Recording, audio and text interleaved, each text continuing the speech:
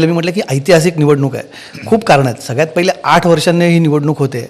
8 वर्षात खूप गोष्टी बदलल्या आहेत. पुलाखालनं खूप पाणी वाहून गेलं आहे. जवळजवळ पुलाखाली पाणी वाहून जायचं आता परत तुंबायला लागले.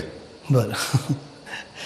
ऐतिहासिक मी यासाठी म्हटलं कारण इतक्या निवडणुका म्हणजे मी स्वतःच जवळजवळ 4 ते 5 निवडणुका BMCच्या पत्रकार म्हणून कव्हर केल्या असतील. पहिल्यांदाच शिवसेना म्हणजे शिवसेना नेहमीच महापालिका निवडणुकांचा केंद्रबिंदू असतो. पण यंदा शिवसेना लढते. तुम्ही पहिल्यांदाच ही निवडणूक ही धनुष्यबाणावरती न लढता मशाल चिन्हावरती लढतात. खूप वेगवेगळ्या गोष्टी करतात. पण तुम्हालाही वाटतं ही निवडणूक खरंच ऐतिहासिक आहे?